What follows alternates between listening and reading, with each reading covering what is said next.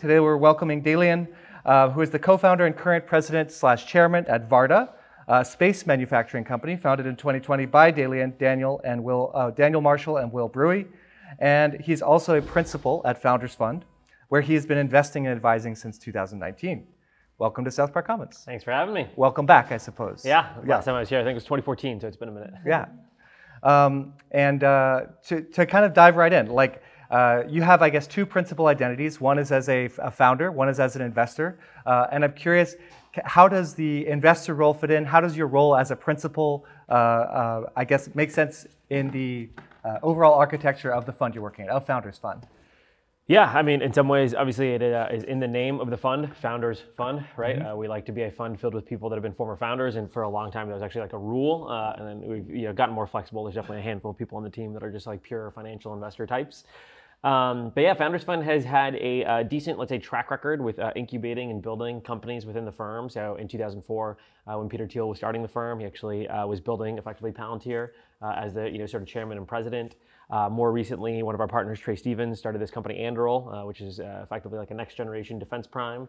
And then I started Varda in a very sort of similar format. And then even after I started Varda, Keith Raboy, one of our general partners, just incubated OpenStore. So we definitely have some sort of consistent repetition in doing it. I'd say it's in a very unique format. If you study across Silicon Valley, there are venture firms that will do incubations, but most either typically only do incubations or they compete for competitive Series A's. Very rarely do they do both.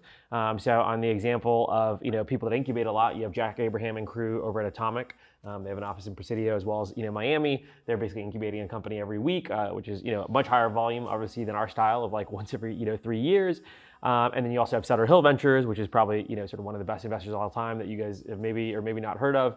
But as an example, they incubated Snowflake internally at the firm, and they have a bunch of others that have been really solid successes. They do it a little bit more at the cadence that Founders Fund does it, which is like once every 2.5 to 3 years. But they only do incubations. And then obviously plenty of Series A firms, Sequoia, KP, et cetera. But typically those types of firms don't continue to actually, they do lots of Series A investing. They don't do any types of incubations. Founders Fund is, I think, one of the few places where they actually, are very supportive of our investment team, both continuing to aggressively invest in seed, Series A's, highly competitive rounds and beyond, as well as incubating a company. Now it's obviously a clear, starting a company takes a decent amount of time. It turns out it's not particularly easy. And so I think it only really makes sense to start a company when there's a couple of different, sort of key, let's say, attributes to the idea. The first is, if you didn't incubate this, then it is unlikely that somebody else would start it, right? So like Anduril is a perfect idea, or a perfect, sort of example of this.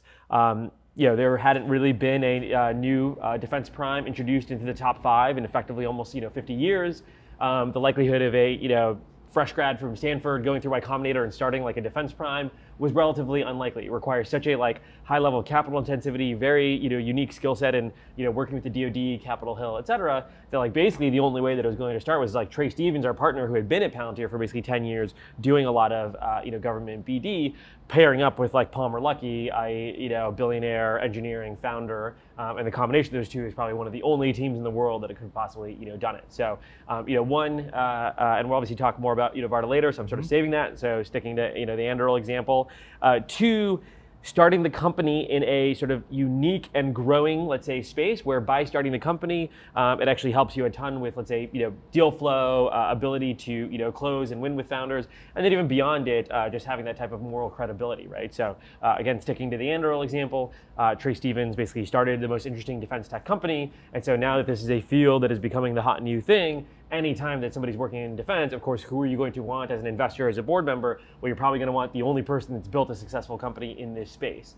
And so I think the thing that allows me, to balance it on the Varda side of things, is that all these same things are true. I don't think anybody else would have started a space factories company. The fact that, aerospace was a particular industry that I wanted to be investing a lot in and was growing quite quickly, what better way to basically make it so that aerospace founders would want to work with me above anybody else is to start a very interesting, sort of aerospace company. And so what makes it work is there's actually a lot of synergies between the two, right? On the Founders Fund side, the benefit of Varda is I basically see every single aerospace company anytime time that somebody's leaving SpaceX to start a company, I'm one of the first people that they talk to now, and my ability to win a competitive deal is much higher as well. As a recent example, if you guys are familiar with this company Hadrian that I led the seed round for, it's sort of like I describe it as like a flex port for aerospace and defense machine shops. So they do full stack machine shops.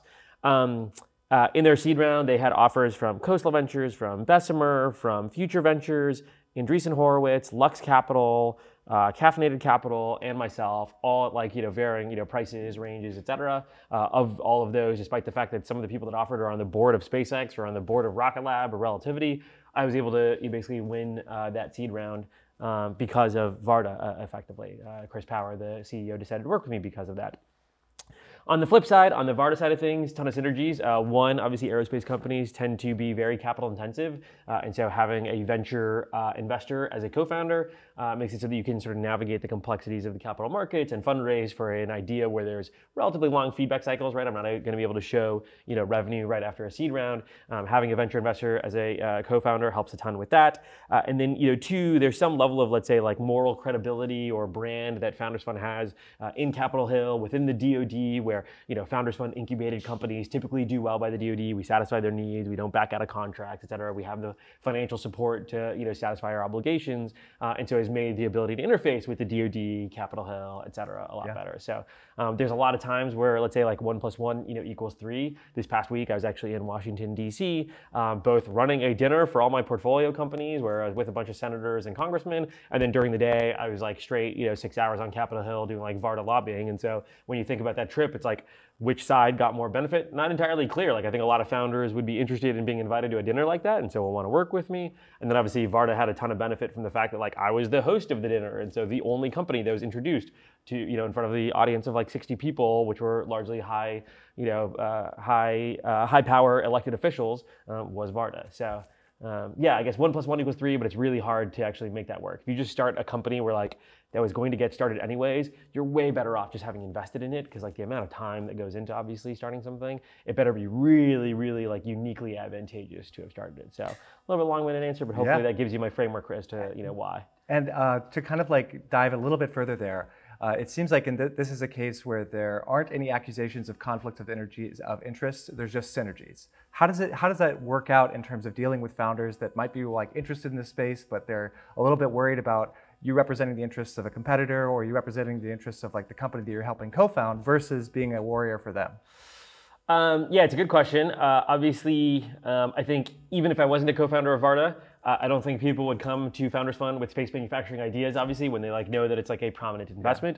But there's for sure a lot of times where it's like a little gray area where it's like, on both sides, somebody, a co-investor that I'm friendly with may not be aware of my relationship with Varda and send me a fundraising deck for a Varda competitor. And I'm like, sick, great. Like, I now know all of their internal information, and there's no way I would have gotten this as like a Varda co-founder. And then on the flip side, as a Varda co-founder, I get like much deeper access to like how a startup is doing in relation to early customer engagements, because like they can, spin me whatever fairy tale they want as a, founder-investor relationship. But ultimately, I can just go talk to like the end customer that like sits 2 desks over from me and be like, how's it going? Like, and they're going to give me an extremely honest answer because like I'm their boss. So on both sides, it ends up like being quite fortuitous. And I don't think it's necessarily scared people off, I guess. But yeah, I can't claim like if anything, my saying is always like, if there's no conflict, there's no interest. So And tell us a little bit more about Varda. What was the idea? What was the breakthrough that sort of attracted you? It sounds like you were kind of noticing that there was a gap. Tell us a little bit more about your perception of that gap. Yeah, so Varda was actually like a sort of 10-year journey. It was funny when Axios scooped our seed round announcement, and so we had to like sort of prepare very haphazardly. But it was funny, the day after the announcement came out, I got a text from a friend from 9th grade that I basically hadn't spoken to, and he was like, "You finally did the thing that you said you were going to do." And I was like, "Wow, I don't even remember like thinking about it in 9th grade, but clearly I did because I haven't spoken to you since then." So yeah, I think I've been fascinated for in the world of like, let's say, space manufacturing, the industrialization of space, for a long time. I think a multitude of different reasons. The first that I'll give is just like a very high level analogy, which is if you actually look in the 1400s, there were two different seafaring nations that were starting to really explore the globe. You had the Chinese Empire and the Portuguese Empire, and they took wildly different approaches in terms of how to expand their empire's economic and political reach. The Chinese effectively decided to build up very, very large individual ships. They would go on these voyages where they effectively demonstrate their power by showing everyone, look at like all the cannons that we have, look how large our ships are, look how quickly they can go. And they like went to Africa on a few different trips. There's one famous trip where they actually brought back a whole giraffe and gave it to the Chinese emperor. 60 years later, if you look at that strategy, they actually ended up deciding to effectively shut down their navy. There's no justification for it. You just kept taxing the population to pay for these large navies that effectively had no real beneficial outcome to the population. Take the Portuguese Empire on the very opposite side of it, right? They basically would build these small naval merchant ships. They started off in Portugal, hit Morocco, and they basically worked their way down the African coast. Every roughly 25, 30 miles, they'd effectively set up a new trading post, and they would only expand down the coast as they actually started to generate economic activity, trading within that particular location, and then start to very slowly move down. Fast forward that strategy 60 years later, you basically have the Portuguese Empire across the entire world. They're an incredible economic powerhouse, political powerhouse, versus China effectively became a shut-in nation. I think that exact same analogy applies to how humanity is generally thinking about space today. I think there's a lot of people that are thinking about how do I make these very large ships and demonstrate my power and send off, and maybe I'll bring back a giraffe, like a moon or a Mars rock or something like that. But like ultimately, there's not really end economic benefit to folks down here on Earth. And whether it's taxes or private capital, at the end of the day, the capital that funds that is coming from people here in this room in very various ways. Versus if you took that sort of Portuguese approach to space, well, you need to establish these like trading posts, and the most obvious area right now is just like establish a trading post effectively in low Earth orbit. We've done some amount of economic activity up there, right? So you have companies like Planet Labs, Starlink, take photos of the Earth, sell that. Communicate with the Earth and sell that. But that's a relatively limited and thin economic use case. It's really just putting a computer in space. The next natural, most obvious thing is like, are there things you can either bring from space or manufacture in space that would have benefit there? So that was the let's say 10th grade version of the sort of thesis. And then in 2011, Peter Diamandis and Google came up with this idea of like the Google X Lunar Prize, where they're actually going to explore a variety of these ideas. So there's a category, basically the Google X Lunar Prize was set up where there was like a certain challenge that you had to hit. If you hit that challenge, you got like $4, $5, $6 million, whatever, from the parent organization, sponsored by Google. One challenge was drive a rover on the moon and take photos and bring that back down, do it purely commercially. Another one was around in-space manufacturing. Another one was around asteroid mining. So back in the day, there were a couple different companies that started to tackle these various use cases.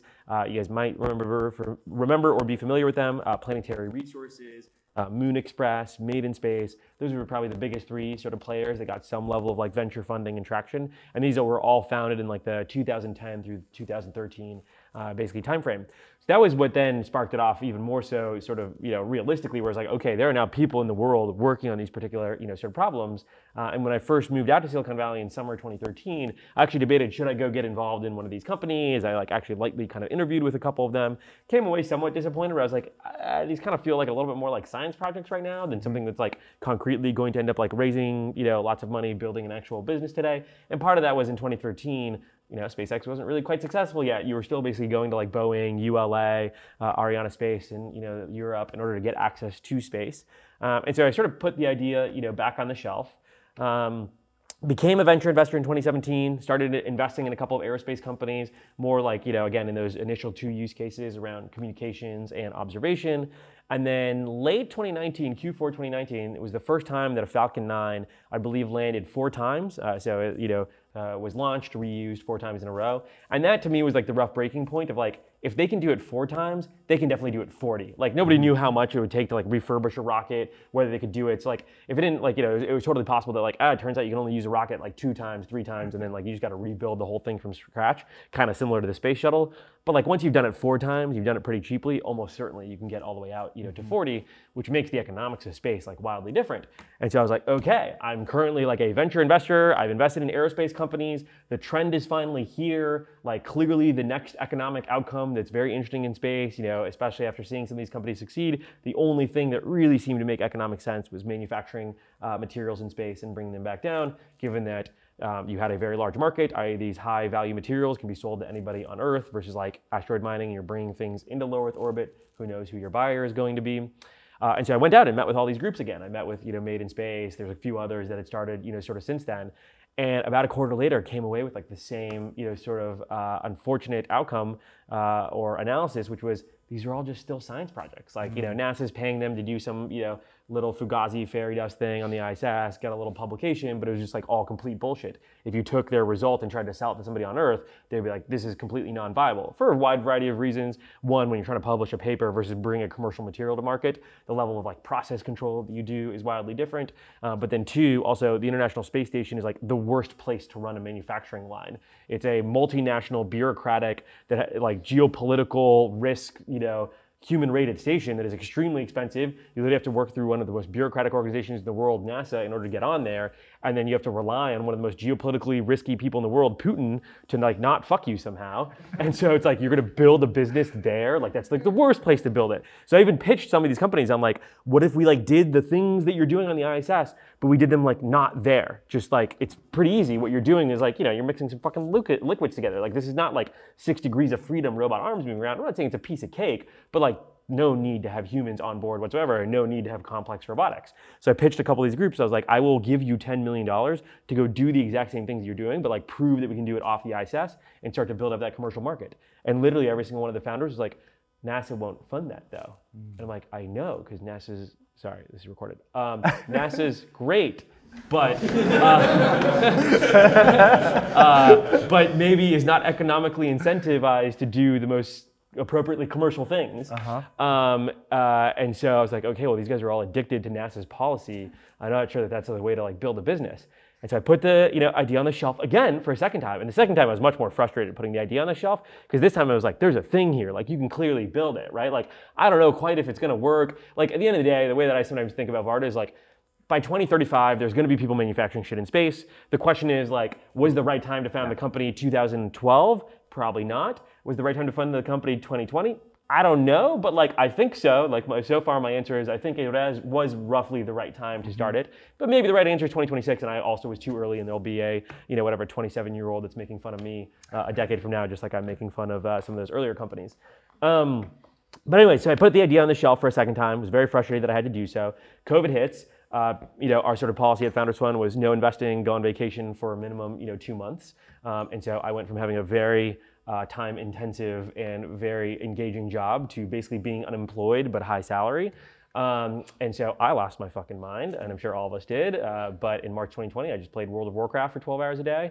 Not the most productive use of my time. About a month in, one of my mentors, that's one of the partners at the firm, Keith Raboy, was like, you need to get your head out of a hole. Let's go down to Malibu for a weekend. We'll like get this very distant, whatever, socially distanced, house, and let's go, on a hike. And I remember on this hike, Keith was giving me this feedback. He was like, look, we're probably not gonna be investing for a while. Who knows what's going on?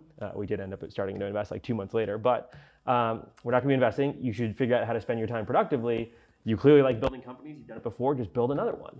And I remember sitting there and being like, it was so painful the first time. My first company like totally failed. Went through Y Combinator, raised a small seed round, but like got to run profitability and just like died afterwards. And like just so much PTSD from that. Because like, you get the Teal Fellowship at 19, you get into Y Combinator at 20, you get put up on this pedestal. Of course, you're gonna be like the next Zuckerberg, and then you just like completely run into a wall and totally fail and like lose your investors' money. And so I'm like, I just can't imagine putting myself through that again. It was so painful.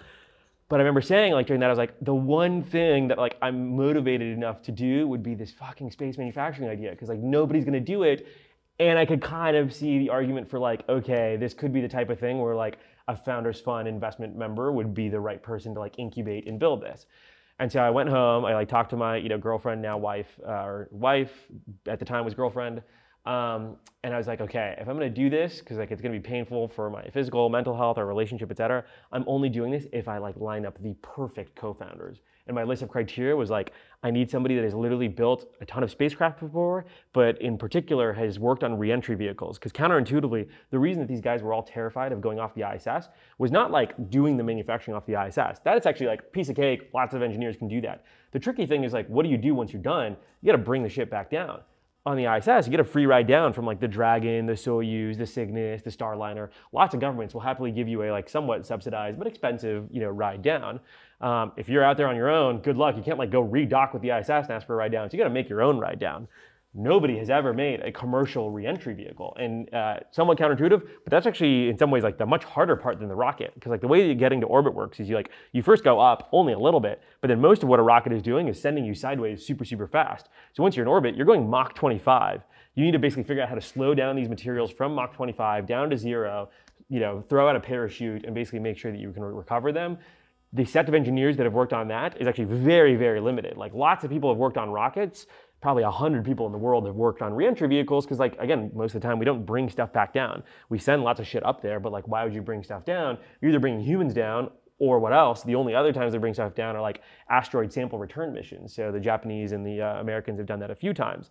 So anyways, I was like, I want a co-founder that comes from SpaceX, because that's the only reputable, space company, and 2, has specifically worked on the reentry Dragon program. And they have to be like the CEO co-founder. I suck at being a CEO. Like I need them to like be able to be an amazing leader, actually understand what like seed series A's are. Like I can't coach them on like everything about startups. So like, let's say there's like 40 reentry engineers of the one at SpaceX, of the ones that could fit into this like leadership profile. There's maybe 2, 3 probably would be my guess, in the world. And then on the other side, I was like, I'm not gonna like totally start from scratch on the materials side. I want somebody that's actually done material science basically on the ISS. And like the number of people that have done that is like 7, and the number that aren't like, Russian nationals is like 2. And so it's like, okay, you're asking for like N of 3, N of 2 in the entire world, and we have to get along, and we have to like convince one, and we have to be available, and like go with equity splits. I just remember telling my wife, I was like, there's just no fucking way. Like this is just an impossible bar that I've set for myself for this to happen. And then fucking 3rd week of August, I got introduced to like a spacecraft reentry leader and a material science microgravity expert, and they both wanted to start a company. And I remember at the time, I was like, I literally feel like I was somebody that had tried to commit suicide before and had like shot a shotgun into my brains, and the first company almost killed me, but like not quite. And I'm choosing to proactively go put my mouth around a fucking double barrel shotgun again and shoot it a second time for some reason. But very vivid. Yeah, the idea for some reason is worth it. And so yeah, that was how it came about. I ended up deciding to pull the trigger. Wow, thank you. So what is it takes the time now for Varda? Like, what is it about manufacturing? What is it about demand? Like, what do you believe, in order to pull that trigger, you have to believe that there is a market out there, that there is some breakthrough like application of this technology. What do you think that application is, and how are you going to get there? Yeah, I'd say when starting the company, there were lots of NASA papers about here are the interesting markets, and here's the scientific results, et cetera.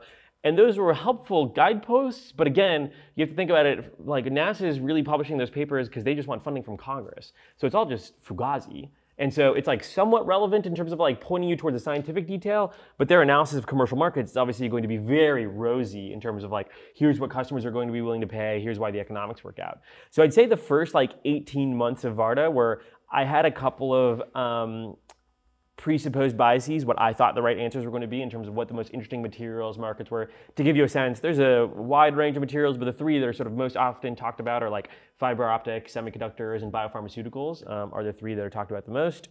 I had some biases on what I thought was going to be the most appropriate market, but I'd say the first 18 months of Varda were like just going and doing the work. Like you can talk about these like theoretical like NASA papers, et cetera, but at the end of the day, you got to like go talk to an end fiber optic, semiconductor, and biopharmaceutical customer and understand a couple different things. Like 1, what are the like sort of performance improvements and specs they need to be proven in microgravity to actually like buy it. 2, if they see those performance improvements, like what is the net dollar amount that they're willing to pay relative to like what they could get terrestrially. And then 3, what is the total upside of those markets? And so it took quite a bit of time and lots of customer conversations that completely invalidated all the shit that NASA would write about. But yeah, ultimately ended up landing in the world of biopharmaceuticals, and I'll keep it at a high level for now. We'll announce a little bit more later in the year. But if you Google Varda Space Industries on Google Scholar, you'll see our first handful of papers that we published, so you can kind of intuit between that and our job board what the hell we're up to. And to bring it back around to talking about NASA, the organization that we have utmost respect for. Absolutely. I was with the NASA CFO and their chief policy person this week, Margaret and Bobby. You guys are awesome. Yeah. You announced a partnership last month. And thank you, NASA, for the heat shields. That too. Yeah, tell us a little more about what that. Like, it sounds like there's a little bit of curiosity, a little bit provocative there. Like, there's still partnership with NASA, despite the fact that a lot of the things that NASA may be doing are incorrect, or they're insulated from the right kind of incentives. So how does partnering with government bodies like that work, even though there is some antagonism there? Totally. Yeah, ultimately, like the only reason that I even provide these types of critiques about NASA is because like I want NASA to be the most successful sort of version of itself. And to be clear, I've made all these like critiques directly to the leadership team at NASA as well, so they're very aware of my opinions of NASA. Let's say. Ultimately, though, NASA is a phenomenal like engineering organization, right? If you look at obviously like the Curiosity rover, 3 minutes of terror, or 6 minutes of terror, landing a fucking like SUV-sized robot with retropropulsive landing, and also bringing Ingenuity, their like little helicopter that can like fly on Mars. I mean, it's just like that is out of the world there stuff. And so in order to operate in space, you kind of almost always need to somehow be in bed with NASA. And in particular, on reentry vehicles, you have to work with NASA. So the reason being, heat shield material is actually a ITAR controlled material, which basically means that it's very tightly controlled by the government. The reason being that if a near peer adversary got their hands on it, think like North Korea or Iran, those countries already do have orbital capabilities. They can effectively put a nuke inside of a little bit of re-entry heat shield, land it over the United States. It'd be very difficult for us to actually counter that with our current missile defense systems. And so in order to get heat shield, you very much so have to partner with government, and NASA obviously being the primary broker for it, since they're the ones that are largely producing these types of heat shield materials. So our first 2 calls when we started the company, in the first week, the first was to the FAA because in order to land the reentry vehicle, we're planning on landing in the Utah desert, and we actually get regulated as an aircraft, experimental aircraft, effectively, as we come in, Part 450 regulation. So first call them, and we were like, yo, this is going to sound crazy, but NASA landed Stardust in 2004 in the Utah desert. We're going to try and do it every month. Can you approve us to do that? And we're still working with them. And then the second was calling up NASA Ames, which is actually in the Bay Area, in South Bay, that specializes in heat shield production and research. Basically called them up and we were like, hey, we would like to make a reentry vehicle. We literally need your approval in order to do so because you are the only organization in the United States that can actually give us heat shield. So you go through a bit of a negotiation back and forth. It's basically NASA figuring out like, is this like Iranian spies, or is this like an actual American organization that is trying to make heat shield? And then from there, it's sort of lots of back and forth. Let's say like government negotiation. But very synergistic. So as an example, one of the things that we're starting to talk with NASA or work with NASA about is like they produce a very limited amount of heat shield. It's mostly like one-off runs because they basically like once every 4 years send something to Mars. Once every 10 or 15 years do like an asteroid sample return mission. And so they very much produce one-off batches. Versus Varda ideally is going to be re-entering over the United States every month. And so we're going to have to basically mass produce this. And so one of the things that we're talking about at NASA is like they actually in that agreement out-license the technology to us, so we now own the basically think of it as like the recipe for the heat shield. But as we start to mass produce it, NASA is actually interested in just taking 10% of the supply that we make because it's like way cheaper for them to draft off of Varda's volume rather than like have to build it up themselves. Yeah. So yeah, best way to always interact with the government is make it so that it's mutually beneficial. You as the corporation gets benefit, but the government also gets the benefit. And when in Varda's sort of great ambition, is Varda hoping to be basically a full stack space factory in terms of launch, manufacturing, raw ingredients, and also back down? It sounds like re-entry is a major part of the equation. Is launching things to space also part of the Varda equation, or is that something that would be outsourced? I'd say we will go as full stack as is necessary to satisfy our customer demand. I think at this point, it is unlikely that we would have to get into launch. There's like 100 different venture-backed launch companies. Obviously, right now, it's still more like oligopoly than it is truly sort of disaggregated marketplace. At the end of the day, SpaceX has by far the best prices, and the next best after that, Rocket Lab is still very subscale in terms of total mass, sent into orbit. So again, who knows how this like marketplace shakes out? If like 4 years from today, Elon gets hit by a bus, a lot of these companies fail, there's actually like not consistent access to space. Okay, you got to do what you got to do. But I think at this point, the likelihood that like all 100 of these players basically don't work out over the coming years, probably unlikely. And then the rest, we basically have to operate ourselves. So everything from like the in-space manufacturing, the ingredients that we basically bring up with us, and then the re-entry basically has to be in-house, given that like there's some companies that have been started recently trying to do like re-entry as a service, but it's a very thin market. Again, like what are you re-entering? You're not going to compete for the ISS re-entry market because that's already basically like totally done, right? Crew Dragon, Starliner, et cetera. And then what else are you re-entering? It's basically only companies like Varda, and the likelihood of me relying on my like something that is core to my business on like some startup that just got funded, no way. Like I need to control that. The only reason I'm willing to like not control launch is because like it's actually a pretty large marketplace at this point of people that I can go after to provide that service for me. So yeah, we're going to be as full stack as we need to be, and then the goals over time. Right now, we're sending up like 300 kilogram satellites. So think of roughly the size of like 3 of these chairs in terms of volume, a little bit larger than that. And then over time, just make it bigger, do it more often. So we got our first 4 launches booked. So 2 in 2023, 2 in 2024, and then ideally in 2025. 6 plus, 10 plus, probably can't go above 10 in terms of volume, but that'll be more dependent on how much customer demand we're seeing.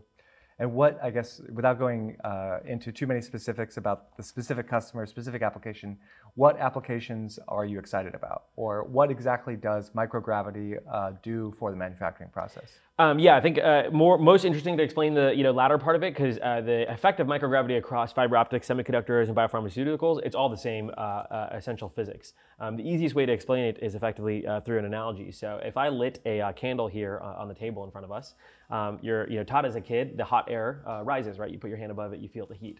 Why does that happen? Well, when you light it, there's a chemical reaction that happens, a small amount of combustion. What does that do? That generates thermal energy that then gets dispersed to the gas molecules that are around it, right? The atmosphere, nitrogen, H2O, et cetera. When you give the atmosphere or these gas molecules, thermal energy, the average speed of those molecules, increases, right? And so what happens when the average speed of the molecules in a gas increase? The gas becomes less dense, right? They go effectively get further apart from one another. And because we're in a gravity field, less dense gas floats upwards, colder and denser gas comes in inwards, and so you end up getting what's known as a convective current, where a candle gets lit, hot air goes up, and then eventually that hot air actually does cool down, comes back around, and feeds it in. And so that's what's known as a convective current due to thermal energy combustion process. Take that same candle and light it on the ISS. Well, what happens? You still get the combustion, right? You still get the thermal energy getting dispersed to the atmosphere around it. The atmosphere around it becomes less dense, but what happens next? There's no gravity field, right? There's no up, there's no down, there's no concept, of that. And so instead what happens, and you can actually look at photos of this online, you can Google after this, like ISS candle, experiment. You end up just basically getting like a sphere of sort of expanding gas that very slowly disperses the thermal energy and evens out with the rest of the environment. And so this thermal energy basically slowly goes out. There's no what's known as the convective currents that are introducing it. Instead, this process is known as diffusive, basically. And diffusive currents are still happening even on Earth. They're just by far less dominant, right? Because convective currents are so powerful. So I've just given you the analogy on the macroscopic scale. Let's take it down to the microscopic scale. Effectively, in any material science process, biopharma reaction, et cetera, what you're doing is you're taking 2 different molecular compounds. You're typically applying some amount of like thermal energy to them, and you're trying to get above some activation barrier to get them into some finalized state where they create some new molecule, new semiconductor material, et cetera. When you run those reactions on Earth, almost always you're taking 2 molecules that have different weights. And so because that, when you heat one of them up and the other one's colder, again, you get the same thing, convective currents. Convective currents effectively cause some amount of entropy or chaos in the system. Take that same experiment and run it on the ISS. Instead, you can have these 2 molecules, hold them by one another, heat them up so they get past that sort of activation barrier and basically latch in. And so this can allow you to basically control processes much more precisely and improve basically quality and yield when you care about basically sort of crystalline structures and how they're formed, and especially when you shift from convective transport being the primary mode of transport to diffusive transport. So yeah, that's probably the best way to explain it. It's the sort of same analogy. Again, in semiconductors, you're basically trying to remove defects. In fiber optics, again, it's basically the same thing. You're trying to avoid crystallization. And again, that crystallization typically happens when you have molecules moving a little bit in chaos, and sometimes they latch into place in a way that allows them to crystallize. And then in biopharmaceuticals, it's actually the same thing. Typically what you're doing is you're taking a biopharma molecule, you need to like surround it with ethanol or something like that in order to package it up so I can give it to a human. Again, when you're trying to package it up, lots of things moving around, difficult to actually control it. And so because of that, you can actually get very different crystalline structures. So the best, let's say, commercial example that I'll provide is Merck has this monoclonal antibody drug. It's a biologic called Keytruda or Pembro. It's a pancreatic cancer drug. It's actually one of the most blockbuster drugs of all time. It currently does $26 billion a year of revenue for them. Because of the inability to control how crystals are formed on Earth in their manufacturing process, they get these really large crystal structures. And so in order to get it delivered into a patient, those crystals don't break down very easily. And so the delivery mechanism is a 3.5-hour IV drip. So every day during the treatment, you have to go into a clinic, nurse has to administer an IV drip. You got to sit there for basically 3.5 hours. You're allowed to watch Netflix, blah, blah. But again, it's a relatively costly procedure.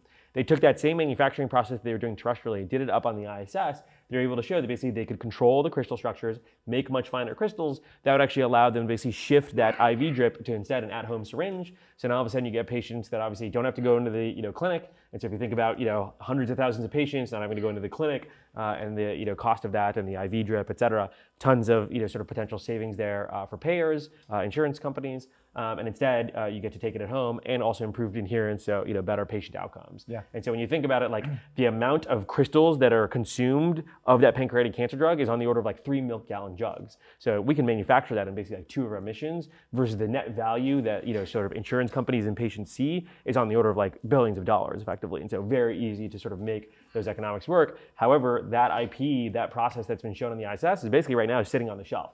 Like it'll have massive outcome for a lot of different patients, but right now there's no way for them to do it at scale on the ISS, and so instead Merck basically just sits there with this IP.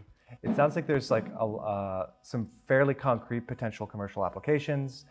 There's a lot of precedent on like basically de-risking some of the technology. You're coming from a place where y'all are relatively well capitalized. What do you see as the primary risk factors? What do you think is, if it was going to be 2026 as opposed to 2020 when this company is founded, what do you think that's going to hinge on? Yeah, it's a good question. I think it mostly at this point comes down to like execution and customer adoption. I think like when I first started the company, it was so high level. Like I just had these just generally macro theses of like launch costs are going down, very interesting chemistry that's happened on the ISS. Even if it's a little bit fugazi, it still shows the fundamentals there. And one of the like mottos at Varda is like no science allowed. Like we do try to build off of what's been done on the ISS, not explore like completely sort of net new fields. But I had not yet talked directly to a customer and seen like, hey, are they willing to make this stuff pencil out? At this point, like, and again, it's not like we've got these like massive signed contracts, but like there's enough customers now in the funnel engaging with us with like, sort of deals that make sense in the range of even our current space costs, let alone as we like start to scale and so show success here. And there's just been ongoing, sort of investor demand that I think it's really just going to come down to like execution. Like, can we build the spacecraft? Can we like satisfy our customer needs? And there's a world where the reason that the answer is wrong is like, actually, Falcon 9 is currently launching once every 6.5 days. But again, Elon gets hit by a bus in a quarter. SpaceX stops launching quite as frequently. Space economy kind of tanks, right? And that's where it could have been the wrong answer, where it's like, even, I can only do so much internally, where it's like, building a rocket's pretty damn expensive. And so all of a sudden, if like that goes away and I have to do that myself, that becomes a pain. If somehow NASA budgets go down or like DoD budgets go down, and that's helping support us in the early days, that can be painful. So those are things that I think about. Ecosystem risk. Yeah, it's more like ecosystem risk, which is great because like, I mean like, a year and a half ago, I was like, even if the ecosystem is great, I have no idea if I can build a business here.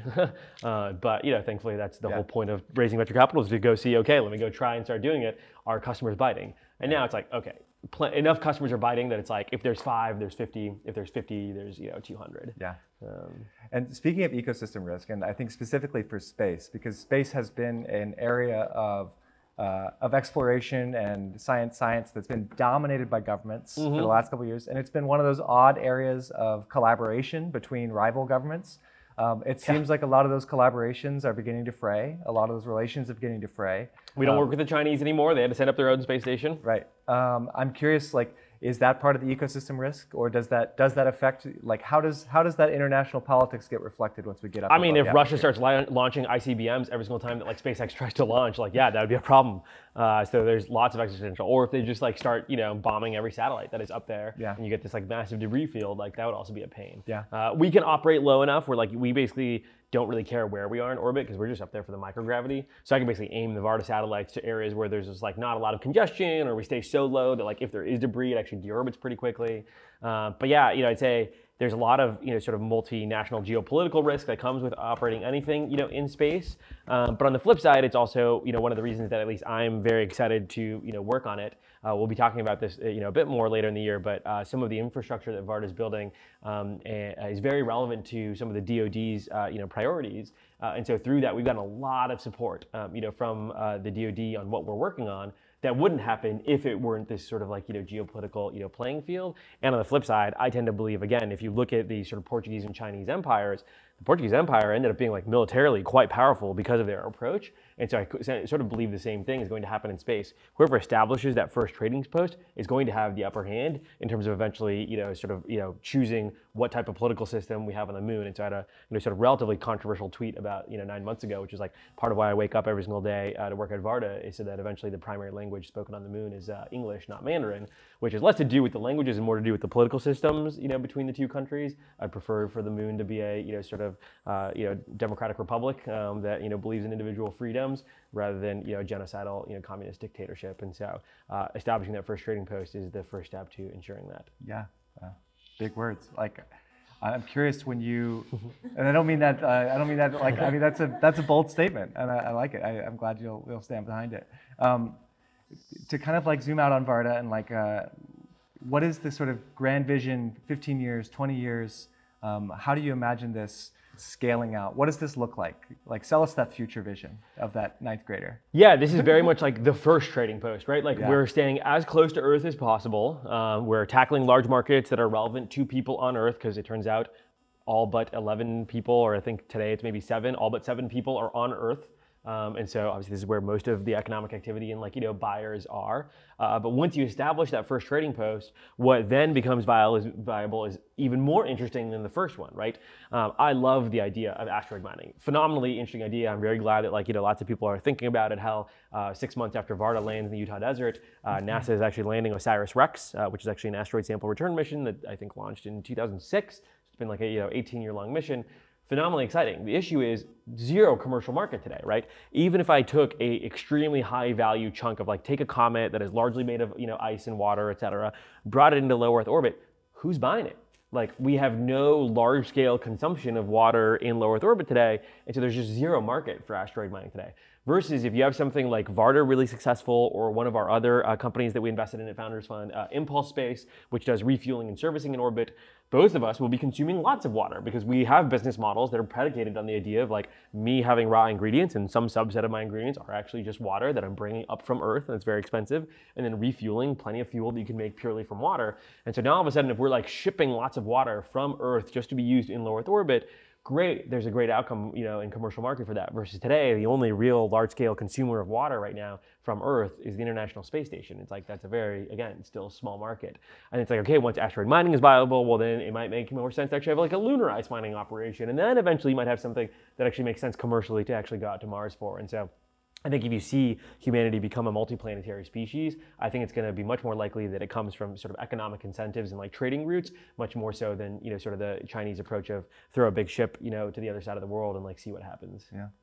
To close us out on space, what is your favorite sci-fi show, or book series? Different, but I'll say For All Mankind on TV. It is a alternate history. It's on Apple TV, where it starts basically in 1969, and the Russians are the first to land on the moon, not the United States. And basically the space race continues, and then every season is basically a decade jump forward all the way until the basically mid-90s. So highly recommend, very much in the hard sci-fi, everything is quite realistic. All the tech and the programs and the things that the Ruskies are working on are actually real things that they were doing, just with much more success in the alternate history. So yeah, love that.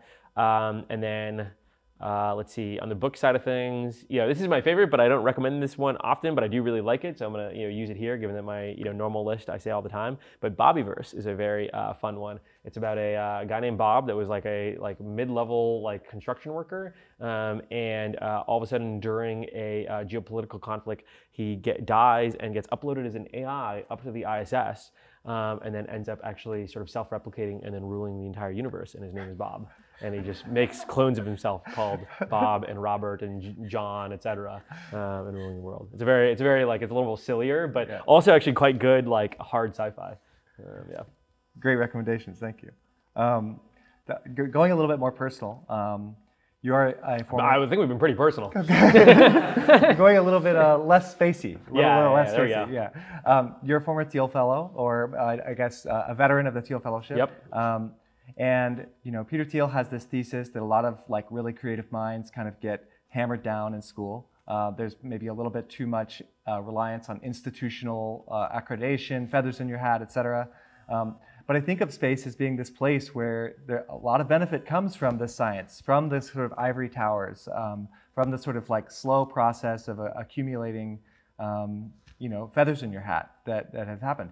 I guess, how do you square that circle? Do you think that there is benefit? Like, how critical do you remain of those institutional creds or of the educational institutions of higher education as a means to sort of breaking through?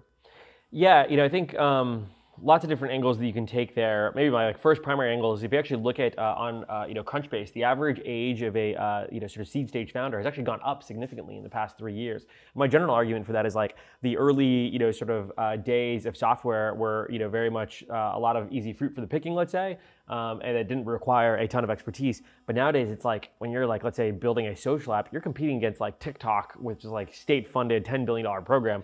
Good luck just like a couple undergrads making like a basically social app that competes against that.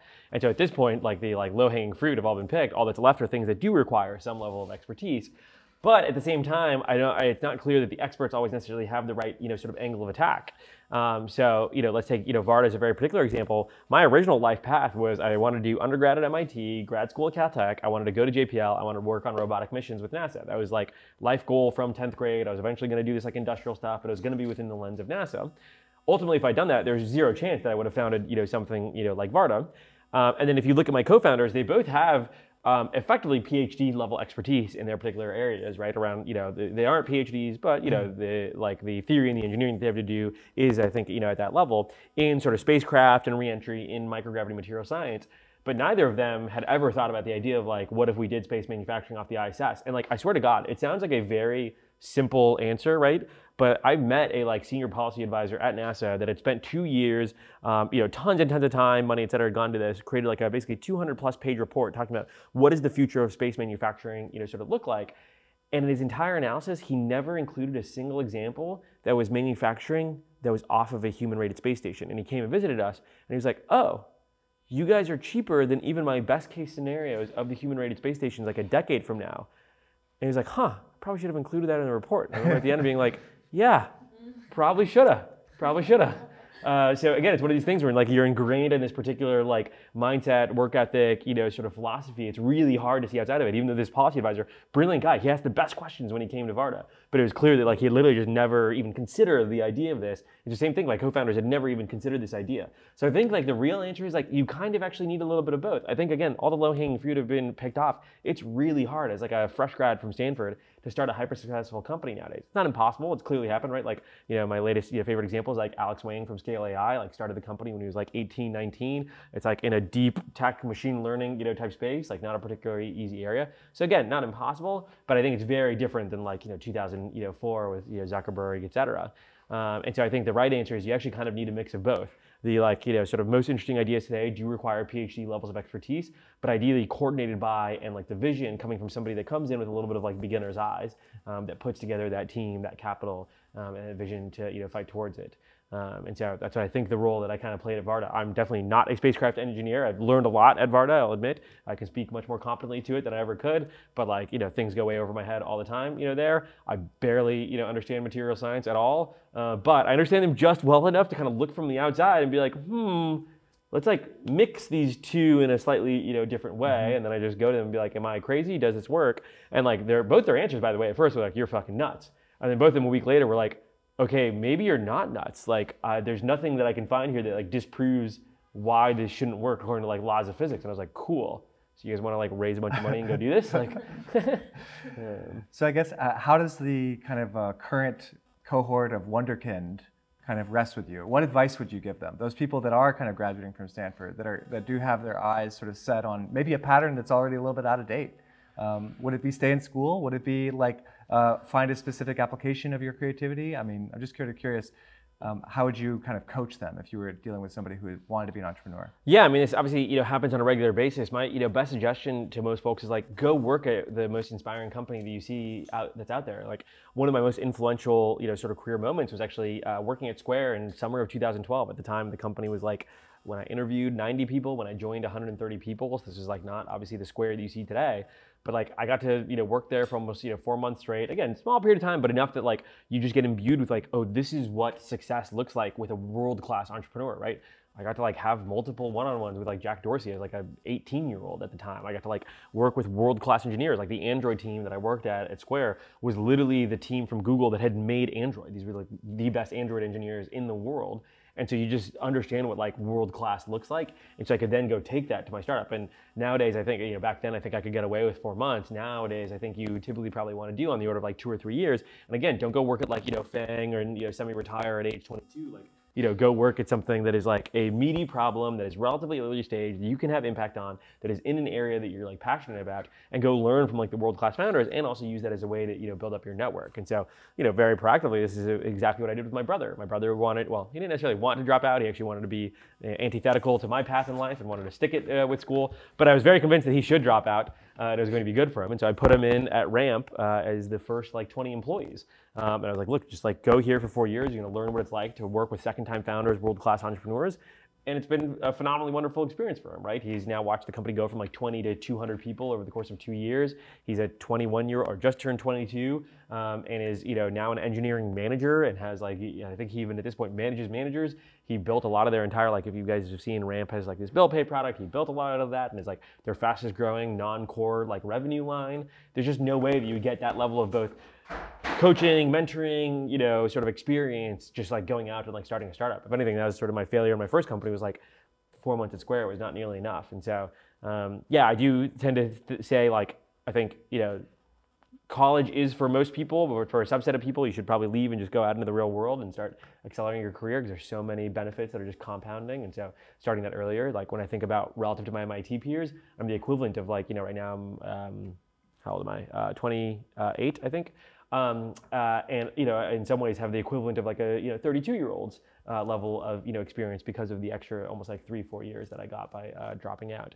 And so I still believe in sort of discarding the institutions, but also you probably want to go work at like the right institution, i.e. high growth early stage startup, if the way that you want to impact the world is startups. There are obviously many other ways of impacting the world. There are obviously machine learning PhDs that have impacted the world in a lot of very interesting ways in the past year. Yeah. This is sort of taking an angle on the investing world in general. There's a bit of like a tendency for there to be kind of like the current vibe or the current it in the way that sort of investing themes work out. I mean, right now we're talking as part of the theme of the new American frontier. Yeah, space right? and defense is somehow the new theme. It was not the theme 5.5 years ago when I started investing in it. Yeah. And so there's like a little bit to a level to which there's kind of convergence on groupthink of different kind of funds coming to the same point. I guess, are there sort of benefits of that groupthink? And the other question is, how does somebody who wants to stand out, either as an investor or founder, make progress in things that are not aligned with the current kind of like theme? Yeah, I mean, part of it is the reason that it's so, let's say, reflective and groupthink based is like ultimately, in order for companies to succeed, even there are some companies that are consensus sort of from day one, and they stay consensus all the way through. And I think Peter's actually given a sort of public talk that walks through a bit of our framework on this. But like ultimately, even the most contrarian companies in the early days, in order to become successful, need to become consensus. And so in some ways, like venture investors are so groupthink based because at the later stages, the only way to actually make returns are to convince everybody else that the thing that you're working on is like the hot new thing, and like bring them in, and in some ways that's what ultimately allows companies to actually go public. And so groupthink obviously has its pros, and that it's what allows companies to eventually sort of reach breakout scale. But ultimately, as somebody that's like earlier stage in your career, it's sort of highly unlikely that you're going to have true breakout success if you just work in the thing that everybody's working on today. Given that you're then competing against people that are highly sophisticated. So like if you're a general partner at a top tier 1 fund, you can go into the hot space and still actually make great returns and have great outcomes, because you can just win off of the basis of like your career, your experience, et cetera. If you're a like seasoned executive, you can go be a CFO of like a, whatever the hot new thing is, and still get a % of the company right before the IPO and make fuck tons of money, right? Like there are tons of people that joined Coinbase a year before IPO that had come from traditional tech and made a lot of money by like, joining a year beforehand. And so If you're a senior, you can go to the hot new thing. If you're a junior going to the hot new thing, you're competing against a million other junior people that are also doing the hot new thing. Highly unlikely that you end up having like a differentiated outcome. And so the only way to, I think, really have success early on in your career is to have a very differentiated, viewpoint. And so mine 5.5 years ago, again, at that point, I think it was clear, at least to me, that like SpaceX was seeing a level of success. But I really bet my sort of like, career and focus and energy on like aerospace is going to become the hot new thing 5.5, 6, 7 years from today. And now in this moment, I get to reap all the benefits and rewards of like, there are a lot of people that are interested in funding aerospace companies, defense companies, starting them, et cetera. And like one, it's most of these investors are just marking up my companies and paying a 10x higher price than I did. Or two, it's founders that are coming to work and I get sort of differentiated access and ability to actually lead their rounds. But now if you're just going into aerospace and defense, it's like, okay, you kind of like missed the boat potentially by like 5.5 years. Now it's not to say that it's not an interesting place to work in. I still hope people start lots of aerospace companies. There's probably still more interesting, obviously plenty of interesting aerospace companies to be started. But the alpha is obviously a little bit gone relative to where it was a couple of years ago. And alpha being gone, great for somebody that's an insider, because like even in this like recessionary environment, all my portfolio companies are getting marked up versus the crypto companies are not. Thank you. I'm going to end my questions here. You mentioned you could stay a few minutes after, and forgive me for going the full hour here, but we could take a few questions from the audience. Happy to. Give people a moment to ponder. What do you think happens when aerospace and defense is no longer the hot new thing? I don't like it clearly changes how valuations work and investor flows, work. And so ultimately, we live in a over-financialized society, and the only way that industries get made is in some ways there has to be bubbles, and then it's whatever survives the bubble and is super healthy is the thing that makes the industry sort of long-term. So for sure, like there's just no way that aerospace and defense is going to be the hot new thing 5.5 years from today. I'm sure it'll be something else, right? I'd say like in 2022, it feels like the hot new things are like machine learning and like, aerospace defense. It's like a year ago, it was like crypto and I don't know, other crypto, I guess. I don't know. It's not anymore. God, that was painful.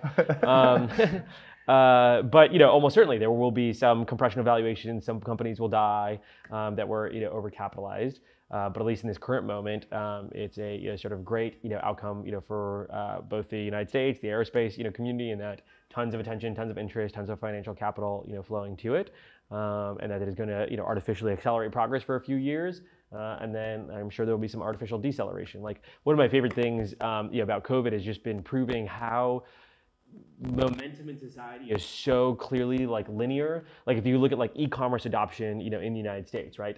For the first 2 months of COVID, everybody's like, oh my God, we accelerated a decade in terms of e-commerce adoption. This is incredible. And then what happened over the following 2 years? We just perfectly fell back down, and we're right back down. We reverted to like the mean line, curve. And effectively, it's as if COVID never happened. Like our e-commerce adoption is exactly what somebody would have predicted in 2019, what it would be in 2022. And you didn't have to tell them COVID happened or not. They would have been able to predict it perfectly today. And so same thing with aerospace. It's like, I can probably predict to you, like here is where humanity will be in 2035. We may have like an artificial acceleration today, but we will revert to the mean. I guarantee you, when that bubble pops in like 3, 4, 5 years. But ultimately, as long as you're investing with the expectation of not this like sudden burst, but instead like here is where it will be, and my business is going to be healthy all along the way, then you're going to be fine. But there are plenty of people that assume, oh my God, this curve that we're on is going to continue indefinitely, and my business only works if so. Those people get thrown out with the bathwater.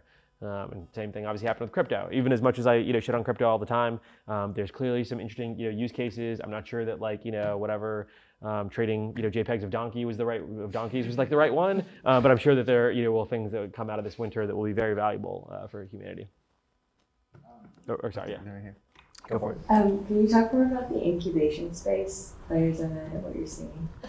Sure. I think it is somewhat becoming a hot new thing lately in venture capital, as well. But there's, again, still very few players that have successfully done it. I think it is actually quite tricky there's two forms of it, right? There's incubators that only do incubations, and there's venture capital firms. On the incubators that only do incubations, you do have a little bit of like adverse selection, because at that point you're doing it at such high scale that you need founders that are like, why are they opting into your program versus like a Y Combinator or just raising their own seed round? And at that scale, you like actually do face that problem. On the like venture side of things, you face a little bit less of the problem, because typically those models are doing it a little bit less frequently, and it's because the partner has such a differentiated viewpoint. Like if you're building a company every week, the likelihood that you is like the incubator, firm that is doing this every week has like a unique viewpoint on every single part of the fucking world every week, probably pretty unlikely. Versus if it's like the venture firm and it's like you do these things like once every 3 years, like Sutter Hill being the perfect example of this, they like do a complete market mapping. They find the exact technology, where they want to sit in the stack, who the perfect, like, right? I mean, it's like it's a scientific process. Like there's a reason why, like if you look at Sutter Hill, they've had like 10 incubations and like 4 of them are like north of $5 billion companies, right? Like it is the most phenomenal hit rate of any venture investor in the world. But it's because like they're not really venture investors, they're like venture company builders. Like they do so much homework before they like pull the trigger on something. But that's difficult to do within a more prototypical venture firm where people also want you like doing your 1 Series A year and your 4 seeds a year, or if you're a growth stage investor, 1 Series B a year, right? Being competitive in that area while also having the time to like really think through this thesis build, I think is really hard. And so there's some, sort of venture investors that I've seen that have like tried to force some of their partners to do it, but I think it's one of these things like you can't force, like, especially within, if you're a full-time venture investor, it's got to be these things where it's like, it's got to feel like a magic moment. It can't be like, oh, I'm going to like incubate a grocery delivery app because like I'm seeing that all these grocery delivery things are doing well. It's like, why you? Like, why are you the person to incubate the grocery delivery thing? Why not just go fund the dude that's already working, or a woman that's working on, the venture or the grocery delivery thing? And so, I guess, I think I share an air of skepticism, let's say, on like some of the people that are trying to like scale up this model. I think it's inherently somewhat like not particularly scalable. Every single one of those successful incubations always feels like it's had a little bit of like a truly like magic moment, not something that's like been an equation. And I think too many people are trying to analyze it from the view of an equation. So yeah, that's a rough view on it. I'm really curious about the story you told about Varda and how often you use kind of historical analogies and context to help kind of build your decision mapping and like storytelling. Oh, all the time. In the original seed deck, we actually had, back then my analogy was much more to the Gilded Era, which was basically, when the railroads were built, the first thing that people did was just, ship, humans on them. And so, Vanderbilt became phenomenally wealthy, but who ended up being, sort of much richer than him very shortly thereafter? It was Rockefeller, who had the valuable, sort of commodity that he had, oil, and, had, Vanderbilt basically, ship it, on him. And so Vanderbilt ended up being the commoditized player. Prices went down. Oil was the super valuable thing. And so that was sometimes the analogy that I would use, where I was like, SpaceX is, sort of the railroad. It's going to be, phenomenally successful, but we're going to be, the sort of Rockefeller, the oil that's built on top of it. They're fundamentally just transportation versus where the material good that actually has all the margin in it. So yeah, all the time. I think, I love reading about, sort of business and political history, given that I think you can draw a lot of these analogies to how society will evolve. I think at the end of the day, whether it's reversion to the mean or sort of history repeats itself, we all think we're special snowflakes, and individually we all are, but in tandem we are very predictable. I'm a big fan of the sort of Foundation series. What is his? Say again. Psychohistory, there we go. A big fan of his, philosophy of psychohistory, where it's like, it's actually very easy to predict, humanity in large, groups. Or Peter Zeihan is maybe the more, current, sort of geopolitical version of this. Like you can actually predict political or geopolitical conflicts entirely based off of the geography and the natural resources of each nation. And so I think the same thing is generally true sort of humanity. And so the reason being, very important to study, history, because it's the best way to become good at psychohistory to, sort of predict the future. Again, you have these one-off magnates. Elon Musk, phenomenal, person, shifts the world in a way that is maybe like difficult to predict. But in some ways, you could also argue, if it wasn't Elon, like there probably would have been something sometime in like the 2010s, 2020s, 2030s that would have like tackled, that same problem. He just may have accelerated a decade or two. And again, you get that potential, quick jump away from the, mean line, but you'll always come right back to it.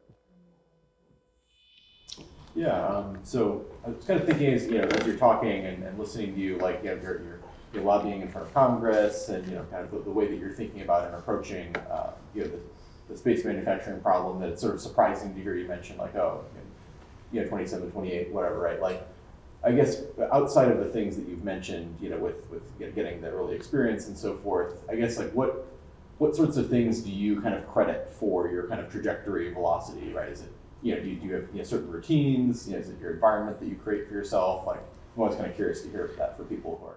Yeah, I think a pretty easy sort of three-step, at least process for me, and I can't claim that works for everybody. One is just like at any path point or any decision point in life, I've always taken like the higher risk, higher reward option, right? So at MIT, plenty of people just were going to finish it out, take a software engineering job, and use that to eventually start the startup. I was like, screw this, I don't know anything about startups, but I'm going to go drop out and start working on this immediately.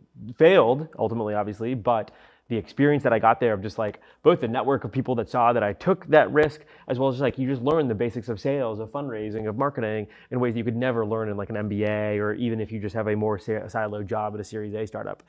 It's ultimately, I think, even though the company didn't work, taking that high risk, option was, critical. The second I'd say was just, having and optimizing for, sort of, mentorship and having somebody that really taught me. So, after being CEO of my own thing, I was in full control. I then, became a VP of growth in this company called Teespring. Again, had a lot of sort of moral and executive authority about like what I was working on. And then the next job that I took, I was like the bitch boy that brought in like the Diet Coke to the board meeting. I was Keith Red Boy's like chief of staff. And so optimized for like complete sacrifice of, ego. You become the most junior person in the room. You have literally zero authority. Your job is to effectively like take notes and bring in Diet Coke. On the flip side, I got to go to like Max Levchin's board meetings for a firm, and you just absorb so much information by seeing a wide variety of companies and high-class entrepreneurs and how they operate their businesses. And so truly just optimize for just like network, learning, mentorship at the sacrifice of things that like I actually used to value a lot. Like the Teal Fellowship extremely inflates your ego. It literally tells you you're in the top 20 people of your age at 19 in the entire world. And like, maybe, probably not. But like, but you had to learn, and I got it beaten out of me of like, you weren't in the top 20 people, so go fuck yourself. And so now, I was willing to take this very low ego job because I was like, I need to figure out how to become the top 20. Otherwise, I'm not really going to satisfy the obligation of the whole Teal Fellowship thing. And so I've got to go learn from one of the people that has proven himself to be, in my opinion, and I think, is almost basically fact at this point. He's like one of the top 20 venture capitalists, entrepreneurs, basically startup builders of our time. And even if it means, just being the guy that brings in his Diet Coke for, 2 years. So I'd say, yeah, three-step process. Oh, sorry. And then the third I'd say is, sort of after that, I think religious focus on just like analyzing my own just personal habits and what made me happy plus productive, and just ruthlessly optimizing for that. So everything from like, I basically moved to Miami on a whim entirely because like I spent, 10 years basically in San Francisco. I then spent a week in Miami, and I was like, I was happier, I was more productive, I ate better food in Miami. Even though my entire network is in San Francisco, I thought I was gonna live in San Francisco for my entire life. I need to like optimize for my productivity, and ultimately Miami's the place for me. Being super religious about like working out effectively every single day and like sleeping on an 8 sleep. Like I basically invested $10 million super early on. I like stuck my neck out on the line. It was like one of my first early investments, and I had no clue if it made sense as a consumer product, but I was like, I know I'm gonna use this bed, and this thing is gonna like, change my life in terms of productivity, and being super religious about like, go to bed at the same time, wake up at the same time. So yeah, my 3-step, process, I think, was like, take the high risk opportunity, find like the sort of world-class mentor, and then just be super obsessive about just like the inputs into my productivity. I think those are the key things for me, at least. You have Keith Red Boy ripping you out of a World of Warcraft funk. That's true. Yeah, that was very helpful. Credit to him. I don't even know if I've told him that story. I need to at some point tell that to him. But I've said it publicly a few times, so maybe he's heard it. But yeah. I'm sure we'd love to go on. We're mindful of your time. I got until 3:30, so yeah, I'm happy to. Any other questions? You mentioned like heat shields as an ITAR regulated material. Yep. How much has ITAR or other regulatory requirements been compliance been a constraint on your progress? Extremely so. So ITAR compliance, the moment you become effectively a government contractor or have government-owned materials, your entire company effectively gets covered by ITAR. So it's not just that material. You basically, I don't know what the equivalent would be. It's like Cas9. It spreads through your entire organization. And so if you are ITAR controlled, as an example, you can only hire US citizens or green card holders. And obviously, I'm a former not US citizen, right? I became a US citizen when I was like 14. I obviously am a strong believer, and I think like immigrants are the best people to hire. And I basically can't hire them unless they have become a green card holder or a citizen. So yeah, it's definitely quite restrictive. But it's sort of the default in aerospace and defense. Like every aerospace company is ITAR, constrained. And so because that, typically aerospace engineers that are moving from internationally, they very quickly, make sure to get their green card. Otherwise, they don't have opportunities. So it's one of these things where it's like, yeah, it sucks, but also it kind of sucks for everybody. And I kind of get it too. Like, I wouldn't want, a Chinese national around our heat shield, materials, and so it's probably the right thing. And though plenty of Chinese nationals, work in, Silicon Valley companies, all up and down the block here, and so, it's very restrictive. I've got another one, which is, I guess, on that kind of convergence or reversion to the mean. Reversion to the mean. There we go. Credit to John Ludick, one of my colleagues, that published a great post on this. Highly recommend. Yeah, and this is sort of like about people and the ability of people that are really high-powered or high throughput to almost bend reality. And I'm curious, like in your experiences of working with a bunch of relatively, ambitious, high-powered, intelligent people, to what extent do you believe in people's sort of ability to manifest the reality that it takes for them to be successful? And to what extent are they just sort of products of the time and the circumstances that are sort of set out before them? It's a good question. I definitely think it's a mix of both. Like, the way that I always like the sort of key thing on this, which was basically like, if you just didn't do all the stupid shit in startups, your hit rate actually becomes roughly 50-50. And it's basically like 50% success, you didn't do all the stupid shit and you succeeded, and 50% it was basically like outside of your control. You chose the wrong market, regulators clamped down on you, et cetera. And so I actually do think it's a pretty significant component. It's actually roughly in that 50-50 range, where it's like 50% of it probably circumstance. You can analyze circumstances and try and figure out how to place yourself in them, et cetera. But like, again, predicting the future is somewhat possible, not entirely possible. And then of the 50% that is controllable, it's funny, I think at this point, both from like MIT network to like Thiel Fellowship cohort to my Y Combinator cohort, I've had these very interesting slices, let's say, of like people that are generally high IQ, ambitious, work hard, et cetera. And it's funny, if you look at them, like there's very little correlation between like IQ and success, necessarily even between like work ethic and like hours worked and success. There's definitely some amount, but most of what it actually comes down to is just like time allocation. Like, what are you choosing to spend your time doing? And so I'll give like let's say, direct example of this from like work this past summer. I had one very particular goal at Varda. I had this key executive hire that I wanted to fill. And so what I did is like, from May 2020 until July of this year, I was on a plane every 4 days because I was like hopping between board meetings, Varda, this. I basically sat myself down in Manhattan Beach in LA, basically in our office from July until basically Monday of this week. I didn't get on any planes. It was like 3.5 months straight. And all I did was recruit for this basically particular role with like probably 50-60% of my time. And unless it was like something urgent at Founders Fund or something truly urgent again at Varda, I refused to do basically anything else. And even if it meant that there were some days where like I'd have like a 3-hour gap, and most of the time people would be like, oh, I've got 3 hours gap, I gotta go do this thing or this thing, and you like end up focusing on something that is like not your like number one priority. So instead I'd just be like, no, unless it's the number one priority, I refuse to do it.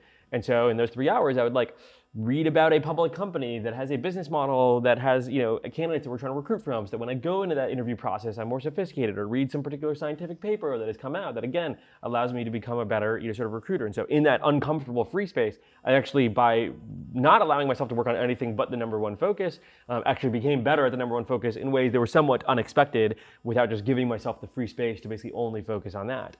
And so it's surprising how much people are incapable of like both, one, articulating what their core focuses should be, but then also the correlation between their core focuses and like what's actually on their calendar. Like if you have something that is your number one existential risk and focus, it should probably represent 80-85% of your calendar. But the number of times that like somebody tells me, oh, like hiring a VP of sales is existential for my startup, we need to scale that in order to get to like Series A or Series B, and then I asked the founder to like go pull up their calendar. It's like, okay, cool. They spent like an hour on LinkedIn on Monday. They did like 2 phone screens on Wednesday for 30 minutes apiece, and that was basically it. It's like, okay, so your number one existential risk was something you spent 2 hours of the week on. Like, you either are lying to me or you're lying to yourself, about what your core focus and core risk should be. And so it's been surprising that that's actually like the number one variable that has basically been predictive of like those outcomes across all of those cohorts, is that willingness to just be relentlessly ruthless about sort of time allocation in relation to core priorities, in a way that is also, again, sometimes counterintuitive. It's not necessarily like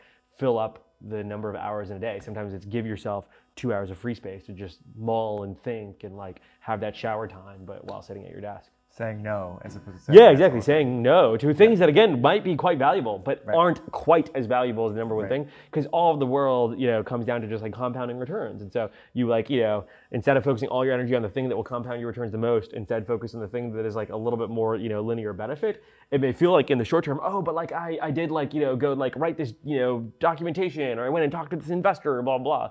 But again, it pulled away from the thing that is going to be the core input into the compounding returns. And all of life, and especially in venture capital, is so compounding. It's like, it's the more successful you are as an investor, the easier it is to be successful. The more successful your company is, the easier it is to continue to be successful. The more that you hire great people, the more, the easier it is to hire even better people. Like all of this stuff is just so compounding that you're better off just focusing early on how do you get that compounding going and being ruthless about that rather than getting distracted by the one-off little, fugazis. Yeah, so are there any failures in the past which kind of drives you or like lost money for the investors or anything? That's my first question. The second question is, being a VC as well as a founder, and also see some tweets in which, what do you think the VC industry could do better for being more accommodating with founders? Let's see. So on the first question, I very much so believe in Josh Wolf's saying, chips on shoulders, put chips in pockets. I definitely was very frustrated that in my same cohort in the Teal Fellowship, you had Austin Russell from Luminar, which is now a $4 billion publicly traded company, and my thing basically lost all of my investor money. And so it set this bar and this level of I don't even know, psychological pressure of if I was going to do it again, it better be real fucking good. And that was actually basically what a handful of investors used to underwrite Varda. They were like, I know how much psychological pressure you're putting yourself through. The only reason you're starting this is you think you can actually make me money this time. And so even people that invested in the prior one basically invested in this company. And so, I think, I don't think there's a lot to be learned from failure in a lot of ways. I don't think I learned the best version of marketing or sales or fundraising by failing the first time around. But I do think there's a lot to be motivated by from, sort of failure. And then on the venture investors doing things better, I have to admit that most of my mental energy goes into building the company in terms of the free space, and then the investing is much more reactive of whoever comes to me and the things that I like, I just kind of do. I can't claim that I've proactively thought about what I think venture investors should be doing better. I tend to kind of believe sort of somewhat nihilistically, it's a capital market. It is what it is. There's no such thing as having morals or guidelines. It's just dollars get deployed, some are efficient, some are not, and the market finds the efficient frontier. You may have feelings about what that efficient frontier looks like. Maybe the gender distribution of the efficient frontier should be different, but it's great, and let's shift that. But there are probably market forces at work that are causing that that aren't one evil person that should be doing something better. It's probably something more fundamental that you need to analyze that isn't necessarily even within the venture industry. On that note, is there anything that you feel is a perturbation in market forces, or something that you would really like to change, whether that be a legal or regulatory sort of constraint that prevents things on converging on the best outcome? I do think there is some level of overregulation in the United States. So as an example, Varda has to do an environmental analysis as a part of our reentry program. So we land a small reentry vehicle in the Utah desert. It's about this large or so, meter tall, 3/4 of a meter high, weighs about 30 kilograms. In order to do that, I have to show that I'm not going to kill the whatever endangered slugs that live out in the desert.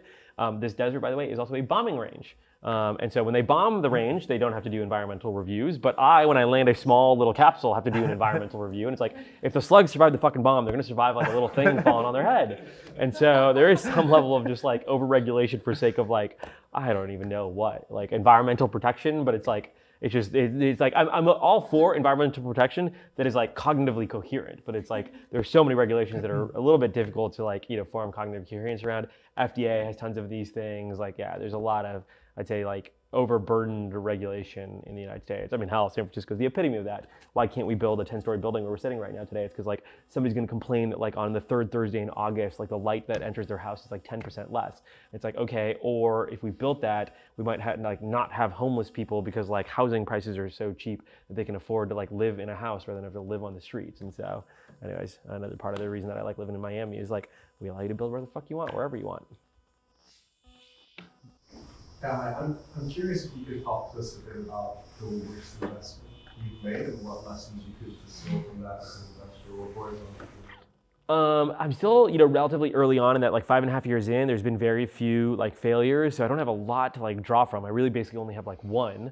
And I guess what I draw from there was maybe an over focus on my pre-existing thesis and what I wanted fulfilled relative to what the founder's skills were to bring that to market. Basically, I'd say like they had very appropriate technical skills, but there was some level of like go-to-market instinct that were required to bring that to market that they didn't necessarily have. But because I was so obsessed with the idea, I was just like, whatever, it's such a good idea that like, we will be able to, surpass that. So I think, if there's one thing that I've like changed is like, I do still have particular topic areas and things that I'm interested in, and I will use that to identify investments. But I think more brutal on myself of like, Del, are you investing in this just because you like the idea, or do you like the idea and the founder is like the superhero of the story? Like the analogy that I sometimes like to give is like, people think, oh, there's like this like perfect founder archetype, and there's not. For each individual company, there's a different archetype. Let's just take two of the most famous entrepreneurs, right? And I used to give this analogy before a year and a half ago, and you'll see why it's kind of funny to give now. But if you put Elon Musk in charge of, or let's flip it, if you put Zuckerberg in charge of like SpaceX, and Elon Musk and Zuckerberg are obviously phenomenally successful founders. You put Zuckerberg in charge of SpaceX, you have like founders drinking, or sorry, engineers drinking smoothies all day, no schedules are hit, and like a rocket probably never fucking launches because he's like completely unwilling to like crack the whip until relatively recently. You put Elon Musk in charge of Facebook, the dude has no ability to like control his communications in public, and so he's probably going to be in front of Congress constantly doing hearings. Like good luck having that guy talk about like Russian disinformation without telling like a congressman to like probably go fuck himself or something like that. Now the reason this analogy is funny to give is I always would say Elon Musk would be a terrible founder for a social network, although lo and behold for some reason he's trying to like buy one of the most controversial social networks, which is probably going to be the most distracting thing that he's like ever done. So it's funny to give that analogy. But anyways, the point being, I think I drill into that like, why is this founder the right founder for this particular company, even if I really like the company and what they're working on. You seem to have like read a lot of history and be very into personal productivity. I'm curious if you have like note-taking systems or what sort of like infra you use to keep track of all your information. Yeah, this is probably an area where I'm like, sort of the brutalist towards the low, tech method, where it's like if you were relying on like these like fancy graphs and charts, et cetera, to organize your thoughts, it's probably that just like your thoughts aren't very well structured in the first place, and so you're just better off just like stick to a notebook and like pen. And most of the time, the like art of taking notes is more to cement it in your brain, more so than to actually ever go back and like review those notes. Like when I think back at MIT, I took lots of notes, but the reason I take the notes was to cement the knowledge in my brain more so than like really review them. And I think the same thing is sort of true professionally. I will admit I shifted from a like physical notebook to like a digital notebook. I basically just use an iPad with like the Apple Pencil, and then I have this like notes app, but it's literally the most simple thing. I just have like notebooks and they're in folders, and then I just make new notebooks for each month of the year, basically, is the way that I organize it. So that if I do want to review, I just go look up at when the meeting was, go click on that notebook and like scroll through. So I'm a little bit of a less of a believer in relation to personal productivity around like the Notions, the Roams, the sort of Fugazis of the world.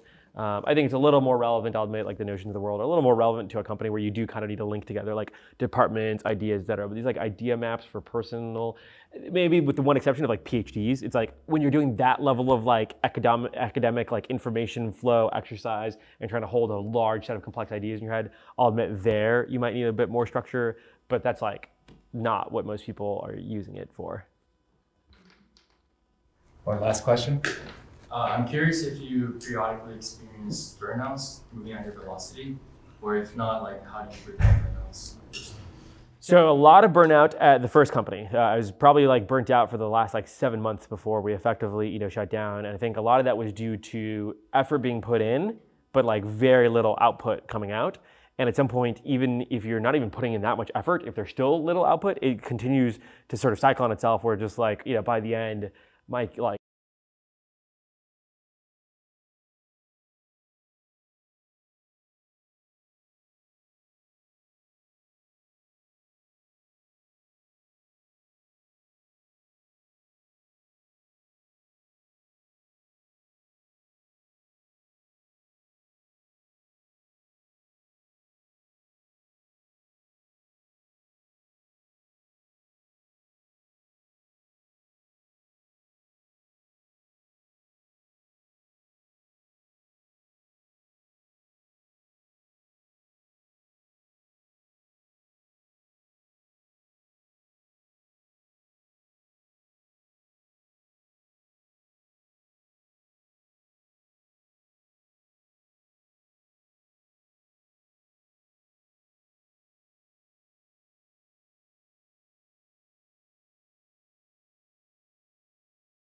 hate doing them.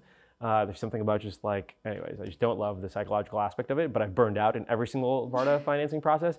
And so I'm just much more comfortable now with like, I just take 3 days off and I just like tell my co-founder, I'm like, yo, I'm gonna be like kite surfing, I'm gonna be, you know, out in the mountains skiing, just like don't talk to me. And I think I have a little bit more psychological comfort with like, this is a long-term marathon. There are gonna be times where you oversprint yourself and you just gotta be willing to actually like sit down and rest. Versus I think when I was younger, I just had so much guilt about like the rest versus at this point I have like zero guilt about rest. It's like, I'm perfectly comfortable with the amount that I'm working, and sometimes that also involves like, yeah, kite surfing in the middle of the day. Like during Miami Tech Week, I went and kite surfing like on the like Wednesday afternoon when everybody else was like doing all these things. They're like, who are you meeting today? What are you doing? I'm like, I'm literally not going to any of the fucking events. I organize half these things and I'm gonna go out onto the water and have a great time. Thanks everyone for coming. Thanks so much for having me. Thank you so much for Very nice to meet you all.